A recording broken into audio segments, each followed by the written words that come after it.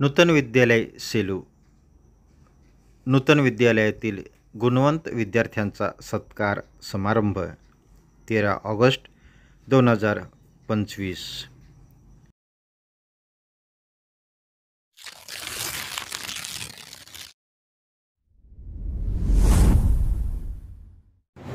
चित्रकला विभागाच्या अंतर्गत शासकीय बालचित्रकला स्पर्धा, एलिमेंटरी स्पर्धा, इंटरमिजिएट स्पर्धा या सगळ्या स्पर्धा होतात. 17 विद्यार्थ्यांनी A ग्रेड संपादन केलेला आहे. NMMS परीक्षेमध्ये 6 विद्यार्थी पात्र ठरलेले आहेत. तसेच शासकीय वेगवेगळ्या प्रकारच्या क्रीडा स्पर्धा तालुका स्तरावर, जिल्हा स्तरावर, राज्य स्तरावर होत असतात. त्यामध्ये आपल्या शाळेतून भरभरून विद्यार्थी सहभागी होतात. या वर्षी म्हणजे शैक्षणिक वर्ष 24-25 मध्ये 19 विद्यार्थी जवळपास राष्ट्रीय खेळाडू म्हणून पात्र ठरलेले आहेत. या सर्व विद्यार्थ्यांचा या ठिकाणी यथोचित सन्मान होणार आहे. तन्मय पुतळा याने रौप्य पदक संपादन केलेलं आहे. ही आपल्यासाठी खूप इयत्ता 5वी ते 10वी पर्यंत सरांचं शिक्षण नूतन विद्यालय सेलू या ठिकाणी झालेले आहे. इयत्ता 11वी आणि इयत्ता 12वीचं शिक्षण राजर्षी शाहू कॉलेज लातूर या ठिकाणी सरांनी पूर्ण केलेलं आहे. इयत्ता 12वी नंतर सरांचा MBBS साठी प्रवेश MGM medical college Chhatrapati Sambhajinagar या ठिकाणी सरांनी MBBS ही पदवी प्राप्त केलेली आहे. ICU फेलोशिप ही देखील पदवी आदरणीय सरांनी छत्रपती संभाजीनगर या ठिकाणी पूर्ण केलेली आहे. सरांनी 2015 पासून डॉक्टर रामेश्वर नाईक सरांसोबत परभणी येथे लाईफलाईन हॉस्पिटल सुरू केलेलं आहे आणि आजतागायत ही आरोग्य सेवा सरांची परभणी नगरीमध्ये चालू आहे. परभणी येथे हॉस्पिटल सुरू करण्यामागचा उद्देश म्हणजे आपल्या गावाजवळ व कुटुंबाजवळ राहता यावे हा होता. कोविडच्या काळामध्ये परभणीतील पहिलं खासगी कोविड सेंटर आदरणीय डॉक्टर अंकित मंत्री सरांनी सुरू केलं होतं आणि या दरम्यान सरांनी 1,500 IPD रुग्णांवर उपचार केलेले आहेत आणि जवळपास 15,000च्या वर OPD उपचार आदरणीय सरांनी केलेले आहेत. अशा या महान व्यक्तिमत्वाचं नूतन विद्यालयामध्ये आपण जोरदार टाळ्यांच्या गजरात स्वागत करूया. धन्यवाद. स्वागत होईल. नूतन विद्यालय शिक्षण संस्थेचे साहेबांच्या हस्ते प्रमुख पाहुण्यांचा सत्कार होत आहे आणि सत्काराचे स्वरूप आहे शाल, श्रीफळ, नूतन विद्यालय शिक्षण संस्थेची स्मरणिका आणि स्मृतिचिन्ह आणि पुष्पगुच्छ.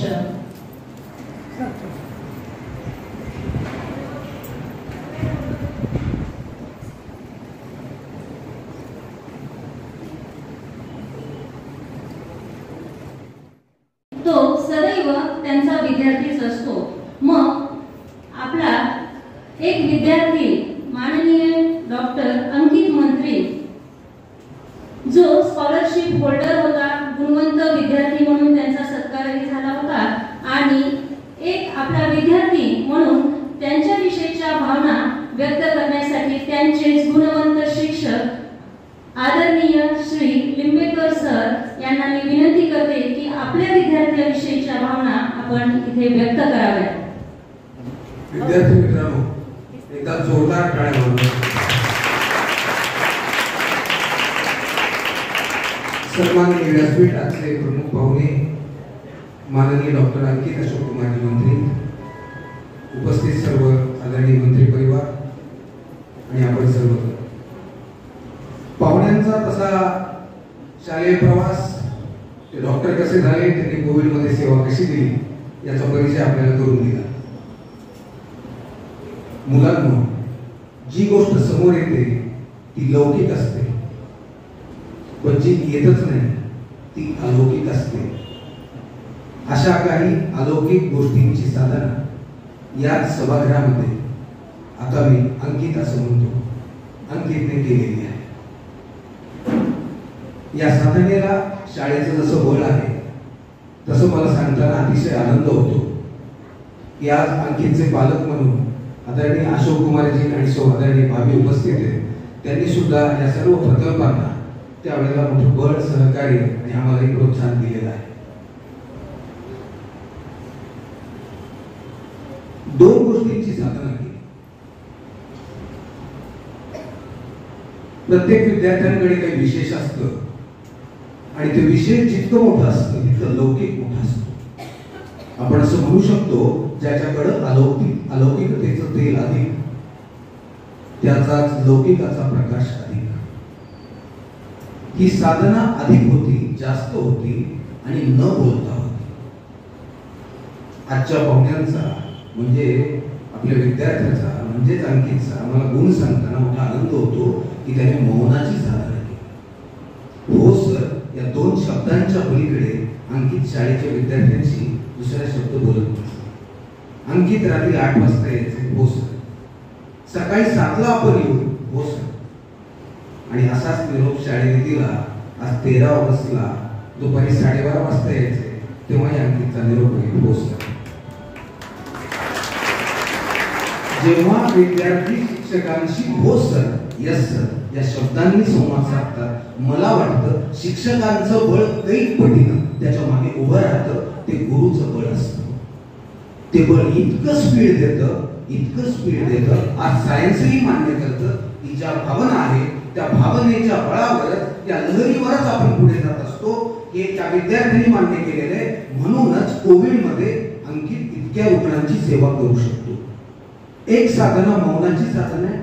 हळू बोलणं, मवाळ बोलणं, सहज बोलणं हे सोपं नाहीये आणि संपन्नतेत सहजता याचा अनुभव आपल्याला अंकित मंत्रीच्या रूपात दिसतो. अंकितकडे संपन्नताही आहे आणि सहजताही आहे. एक साधना मौनाची केलेली आहे. दुसरी फार मोठी साधना जी विद्यार्थ्याला आवश्यक आहे ती अंकितने केलेली आहे आणि ती साधना विनयाची साधना. शिक्षकांच्या बद्दल तर त्याने कृतज्ञता भाव अनेक वेळेला व्यक्त केलेला आहे, वारंवार व्यक्त केलेला. म्हणून एक नेमकंच घडलेलं उदाहरण, सेलू शहरातील अनेक रुग्ण चालता बोलता अंकित बद्दलच्या प्रतिक्रिया देत असतात. एक आठवड्यापूर्वीचीच प्रतिक्रिया सांगितल्याशिवाय मला राहत नाही. कारण असं आहे की ज्यांनी प्रतिक्रिया दिली तेही अंकितचे बॅचमेटच आहे आणि त्यांचे वडील ती प्रतिक्रिया मोठ्या आनंदानं मला देत होते. ती सांगताना मला आनंद होतो. ते म्हणाले मी गेलो आणि त्यांना ते आवडलेले अंकितने केलेला नमस्कार आवडलेला आहे. ते आहेत डॉक्टर आशिष मेहतांचे वडील आदरणीय श्री ओमप्रकाशजी मेहता, ज्याप्रमाणे स्वप्ना साडी सेंटर सुरू आहे. ते मोठ्या आदराने अंकित बद्दल भरभरून 10 मिनिट बोलत होते.